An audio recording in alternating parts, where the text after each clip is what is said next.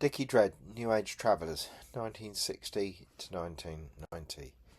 Chapter 5, The Battle of the Beanfield. A sad night. The final police surge began just after 6:30 p.m. Many of the vehicles headed into the adjacent Beanfield to try and escape. The lines of officers advanced with renewed coordination. Not a skirmish now, but a military-style sweep. They moved in waves, some with riot shields, others with batons drawn, helmets reflecting the last of the sunlight.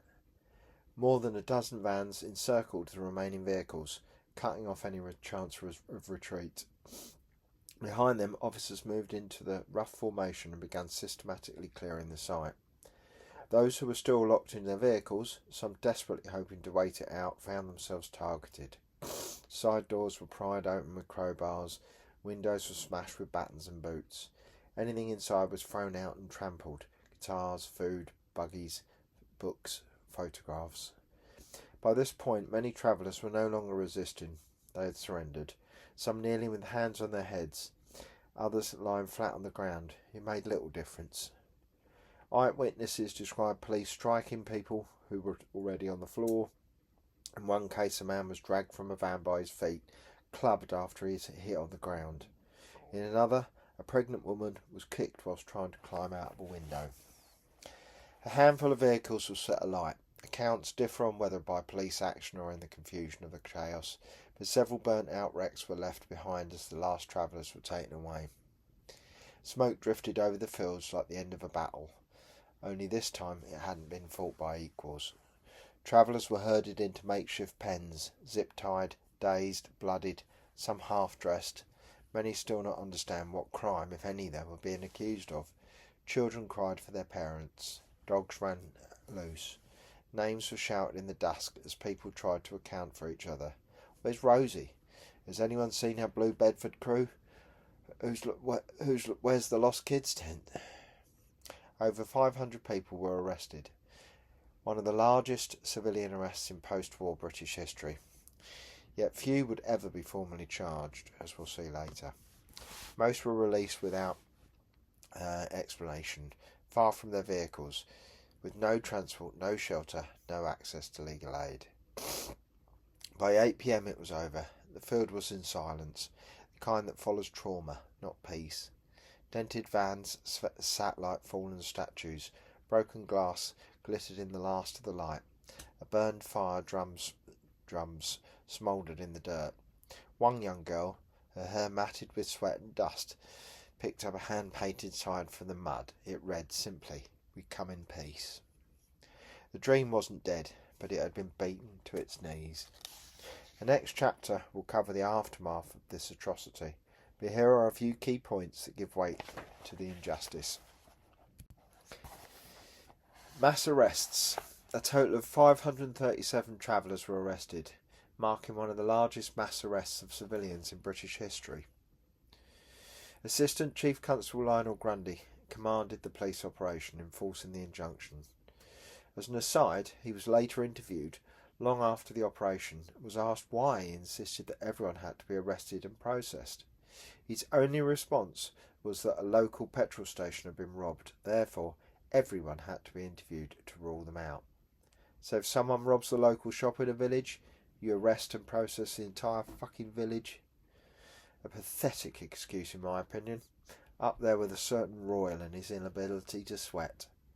Other coppers stated that they were terrified by the huge buses coming at them when they only had shields and riot gear.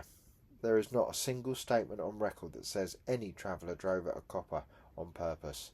The irony of truth can be incomprehensible at times. Yet another senior officer, when questioned about the footage, said, "Cameras can lie." Police deployment. Approximately 1,300 officers from 6 different forces participated in the operation.